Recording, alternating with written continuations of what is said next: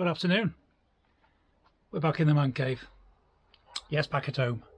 It's been a great trip. There's going to be 4, maybe 5 videos from this little trip. But this one that this introduction's for is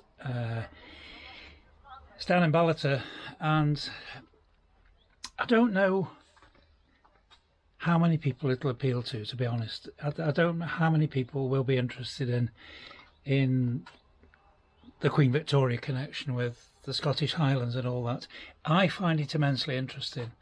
The other thing about this is that I'm retracing wheel tracks from my coaching days. Most of my mileage in Scotland, in actual fact, has been on 4, with the bigger coaches, 6 wheels. So a lot of my experience is gained with the coaches. So what I'm trying to do is put over the experience I've gathered with the coaches and try and make it interesting for people to watch. So let me know if you find it interesting. But this one, we're going to have a look at towards Balmoral, the Royal Highland Estate at Balmoral. We don't go into the castle.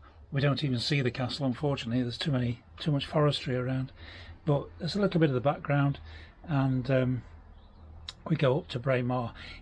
This is part 1 of 2 parts of one video, if that makes any sense at all. I was going to put it all out as one video, but there's so much in there that it's common sense to split it into 2. So like I say, we go from Ballater, have a look around Ballater, up the River Dee, South Deeside, up to Balmoral and beyond, and up to Braemar. So like I say, see what you think, be honest with me, tell me what you think, and yeah, you'll let me know, I'm sure you will. So yeah, see what you think anyway. Cheers. Well, good morning everybody. You join us on the Ballater Caravan Park, just down the River Dee. The River Dee's over there, over to our right. And this is Royal Deeside, because just upriver from us is Balmoral Castle, the Royal Scottish Estate, the Highland Estate. And it's turning out to be a good day. So we'll go and get some petrol, and then we'll relocate to Braemar, just upriver, where I've got a little bit of a trip in store. Got to get some petrol first though, but before we go up to Braemar, I'll just show you one of the interesting aspects of the village of Ballater.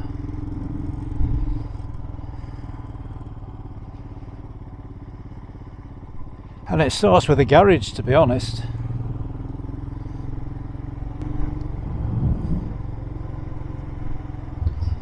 Most of the houses, most of the buildings here, because of the proximity to Aberdeen and the really good quality granite, silver grey granite, it's what a lot of these properties are built of.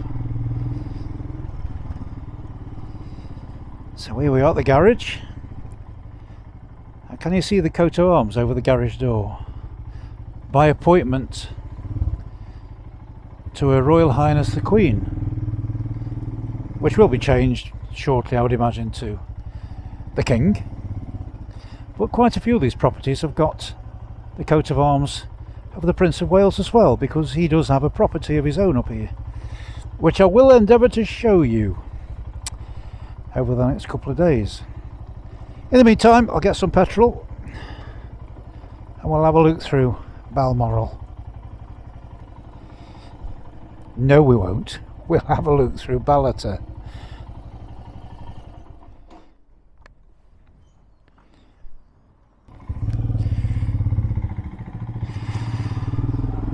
So that's us fueled up. Surprisingly inexpensive for where we are. 148 a litre. I expected it to be more than that. So this is the centre of Ballater we're coming into now. Used to come down here on a weekly basis during the winter when the company I worked for owned the Invercold Hotel in Braemar. and it was a good trip down here. But you'll see a lot of the businesses, a lot of the shops hereabouts have got the coat of arms over the doors, over the bakery, by appointment to Her Royal Highness the Queen, sadly no longer with us of course. But the reason for it is this was their shopping village. Well, this is their shopping village, the royal family, when they're staying at Balmoral just up the road. And then over the top, up on the top there, there's the coat of arms of the Prince of Wales.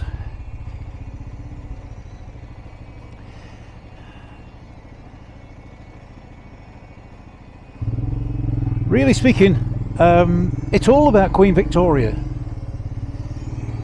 It's Queen Victoria, she loved the Highlands, she literally loved the Highlands. She did what she could. More coats of arms here on the left, above the deli. She loved the Highlands and she loved railways. She literally loved railways, and this was Balmoral Station. The station building is still here, but the railway doesn't come here anymore. There are moves afoot to get the railway back up from Aberdeen up the valley. There's a short section of preserved track, but I don't think they'll ever make it as far as Balmoral, to be honest. This is now a museum, and at the back of the museum there's a replica of Queen Victoria's coach. She used to arrive here by coach. She and her husband Prince Albert, husband, first cousin in actual fact, more than just kissing cousins, were Victoria and Albert. They scouted all over Scotland looking for a property, a base here in the Highlands, her beloved Highlands. She did so much good for the Highlands. She did what she could to put right the wrongs that, as far as she was concerned, the wrongs that had been done back in the late 1700s with the clearances, the Highland clearances, when the crofters were all, shall we say, encouraged to leave.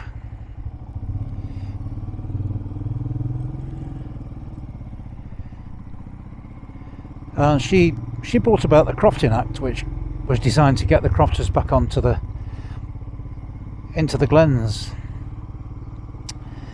But yeah, she loved railways, and the ideal way for her to arrive at her Highland home, because she bought, well,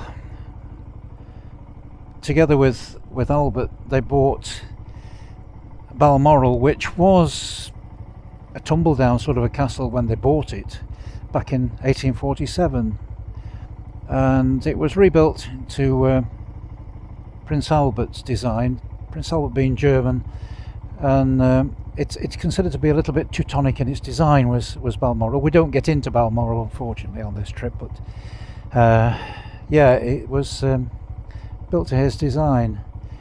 But although she could have had the railway put right through to Balmoral, she didn't want to have the railway put right through, because she didn't want she didn't want her subjects getting quite so close to a Highland home.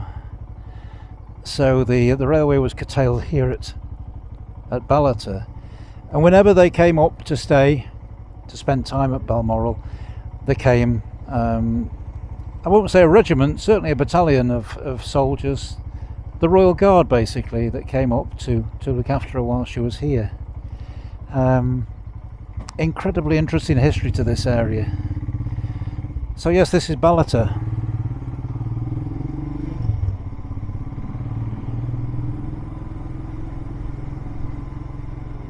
And even on a grey day like today,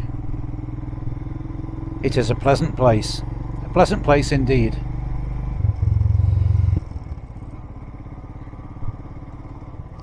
Sadly, Prince Albert died in 1861,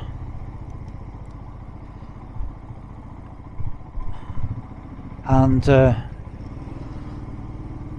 Queen Victoria went into deep mourning, and tomorrow we'll go up and have a look, if we can, at the hunting lodge that she had built for her to go and hide away from the world really while she was in mourning. This is the River Dee we're just crossing at the moment,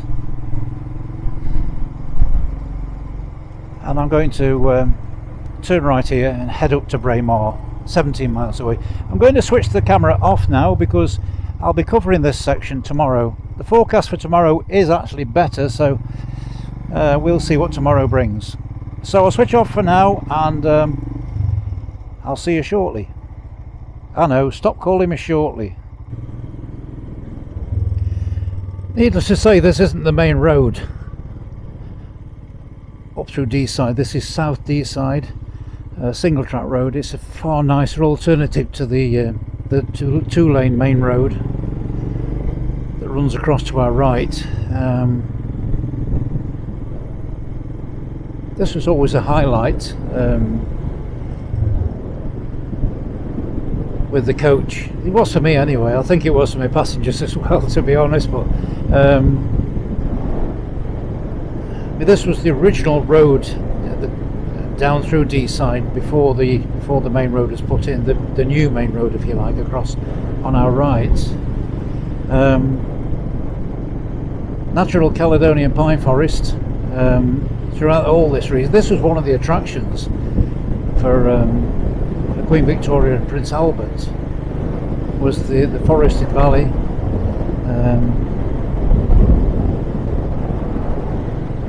Really lent itself to their needs, hunting and fishing and the like. Queen Victoria, particularly after Albert had died, she was very insular. She kept herself to herself, a solitary traveller, a bit like me I suppose really, but she spent a lot of her time with a pony and trap, up and down. This was just a track in those days, when you think about it, mid to late 1800s. No motor traffic to speak of for quite some time, so should be quite safe from traffic back then. And what a lovely stretch of road it is too. Just here on the left, this is one of the places where she used to stop for her horses to have a drink. Just there, or so we're told anyway, and who am I to argue?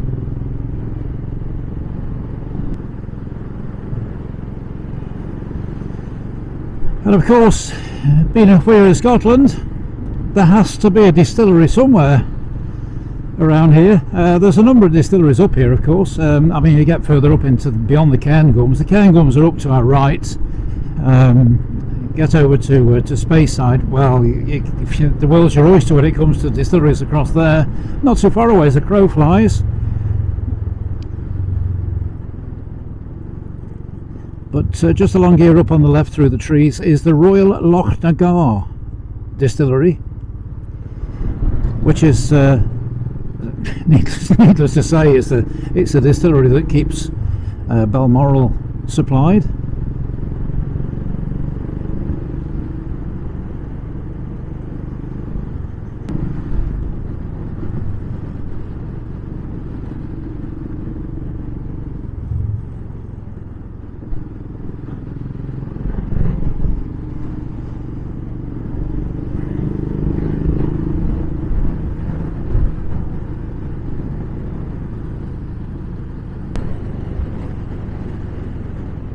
One of the many chain bridges, suspension bridges that were installed by Victoria and Albert whilst they were developing Balmoral. I'll have a nip up here.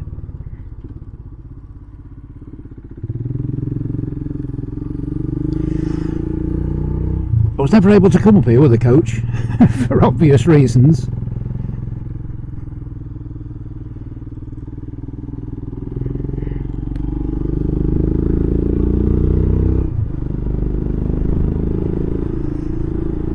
So I'm coming up here as much out of my own curiosity as anything, because I've driven past that sign so many times and never taken the opportunity to come and have a look for myself.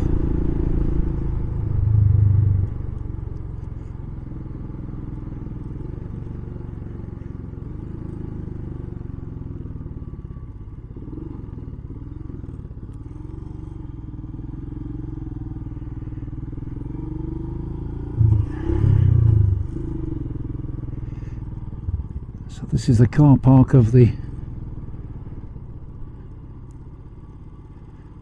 Royal Lochnagar Distillery, which is across there on the left. I'll just have a sneaky peek.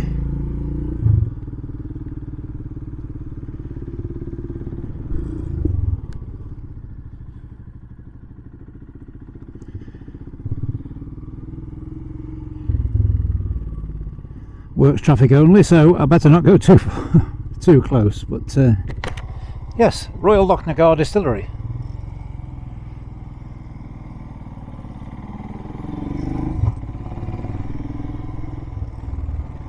First time for everything.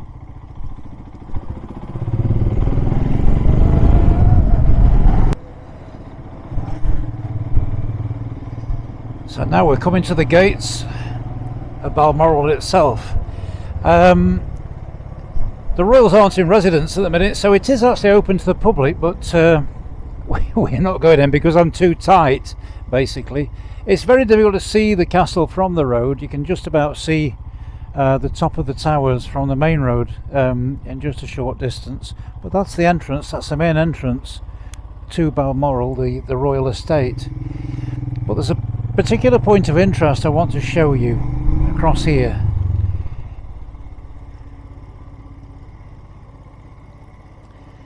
This is the war memorial for Balmoral, and I'm going to just very briefly go right up to it and try and point something out that really was very, very curious to me when I used to come up here with the coach.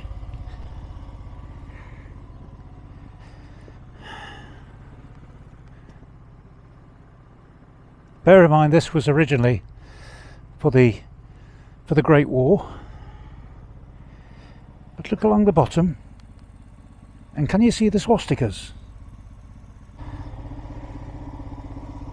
Yeah, so basically, back then in 1922, the swastika wasn't actually called a swastika then.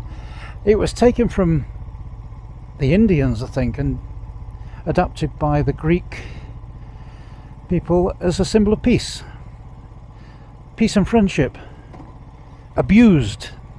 Literally abused by the Nazi Party. So that's how come there are swastikas on a British War Memorial.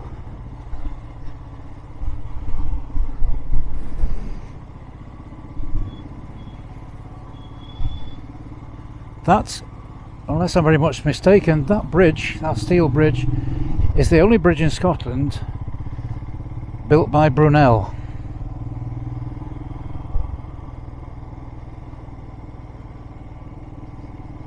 Contracted to build it by Queen Victoria. Now we're going to go just over here, because when the royals are up here, particularly at Christmas,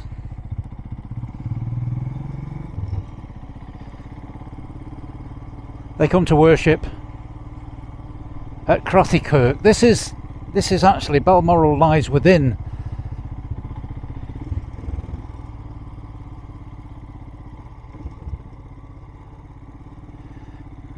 now. It says no cars. I suppose if I was to be pedantic, I'm not in a car, so I've got a motorbike. But Crathie up there, that's the church. You see it on the television, on the TV reports of the royal family celebrating Christmas. This is the kirk they come to, Crathie. This is the parish church of this area.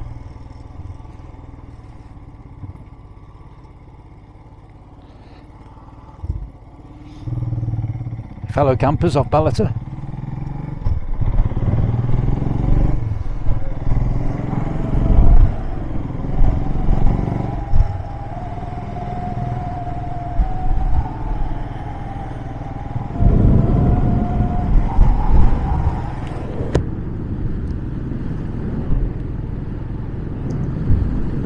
So the castle at Balmoral is over in those trees on the left, and I'll try and keep an eye open for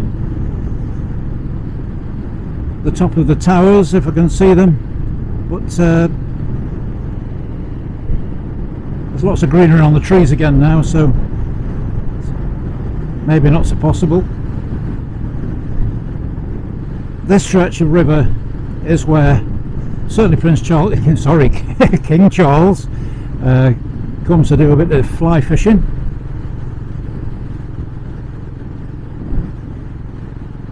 And the police have a heck of a job to stop rubberneckers parking to have a look at him.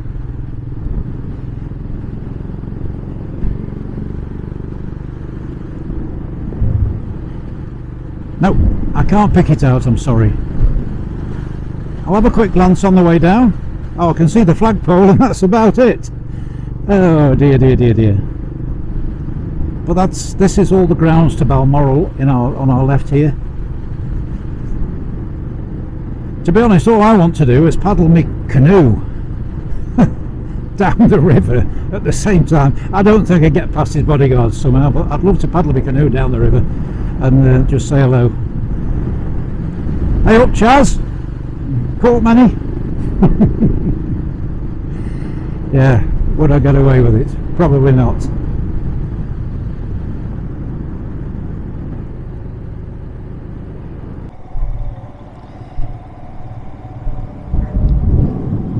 Now down to our left, you can't see it through the trees at the minute, is the original Bridge of Dee, which is the original bridge that carried the road over the, you can see it just through the through the trees on the left there.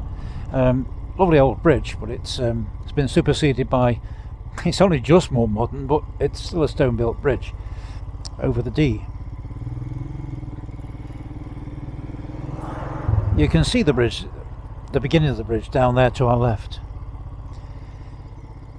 but I'll take it as slowly as I can over the bridge so that we can look at it sideways on, or should that be end on? I don't know.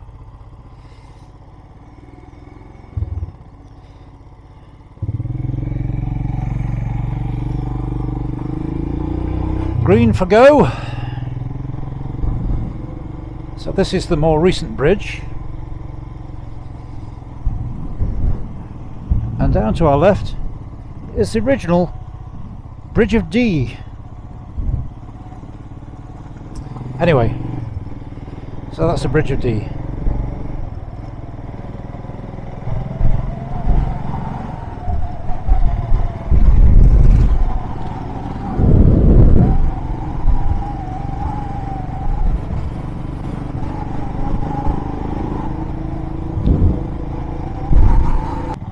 Now I wonder how many people can remember. I'm fairly sure it was John West Salmon. There was an advert, many years ago now, and it was a couple of fishermen being remonstrated with by a dirty great big grizzly bear because they were stealing his salmon. It was filmed down here. It wasn't a real grizzly, but it was filmed on one of these gravel banks down on this stretch of the River Dee. The film crew were put up at the Five Arms up in Braemar itself, but that was where it was filmed anyway. I'm reliably informed.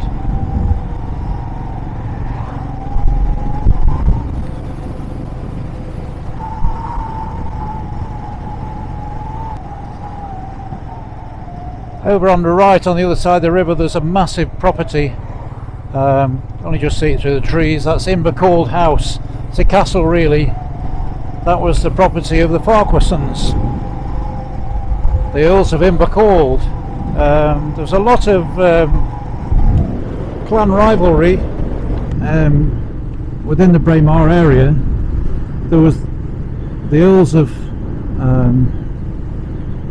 Invercold across there, and closer into Braemar, the Earls of Mar. The Earls of Invercold were the Farquharsons,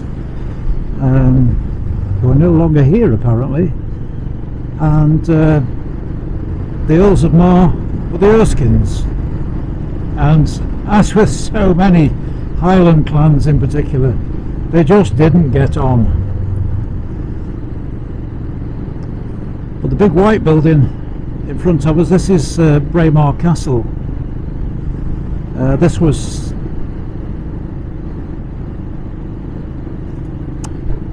this had been another Farquharson property, but it fell into the hands of government forces. It was just a tower house castle originally, and the government forces, when they got it, they built this star-shaped perimeter wall around it. So the idea of that is that no matter which way the defending soldiers or the troops looked, they could see in every direction because of that star-shaped perimeter wall around the base. So that's Braemar Castle.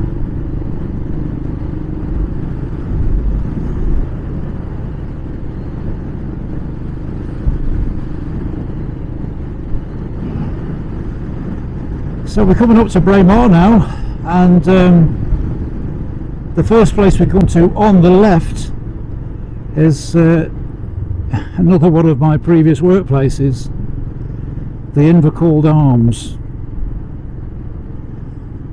It's where I used to fill up with diesel with the coach at the service station. And just there's a landing pad for the air ambulance as well, at times of mountain rescue. So yes, this is with the Invercold Arms. Didn't have my own room here, I was just given what was available.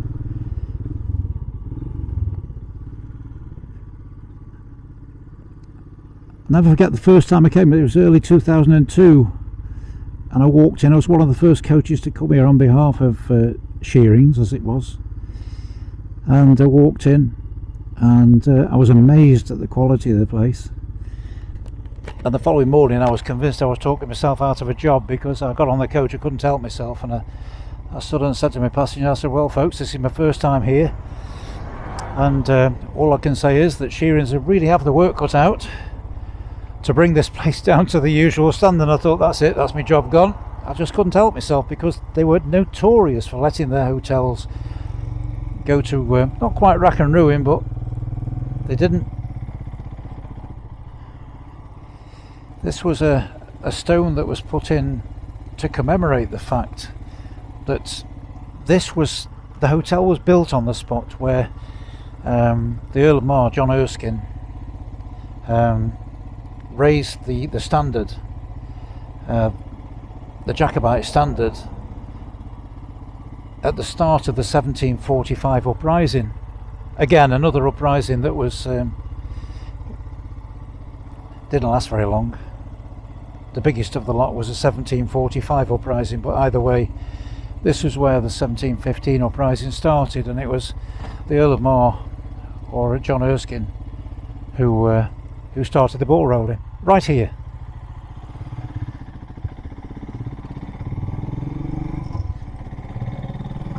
It's a nice place, is Braemar. I chose not to stop here because the campsite was more expensive.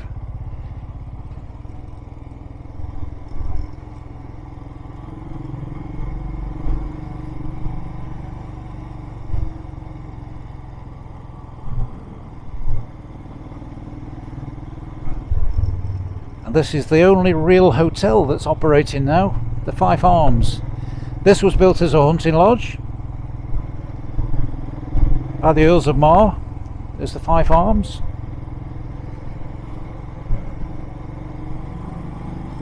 And before we leave the village, there's an important aspect of the village I really want to show you.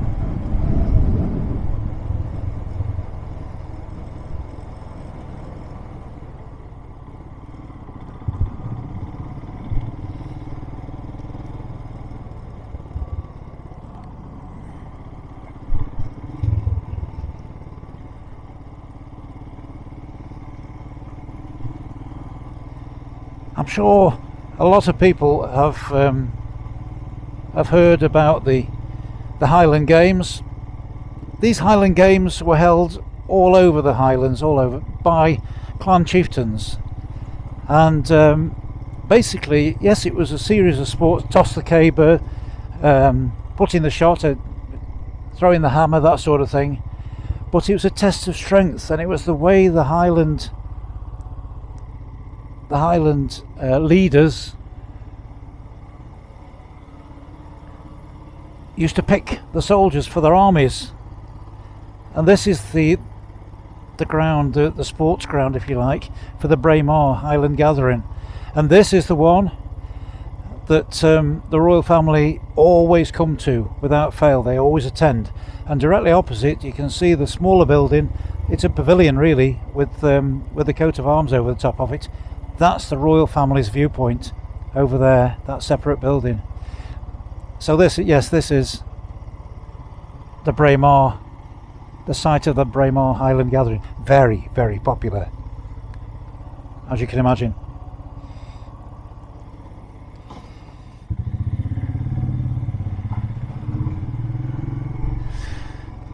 The Duke of Rothesay Highland Games Pavilion, named for King Charles, because that's one of his other titles, the Duke of Rothesay.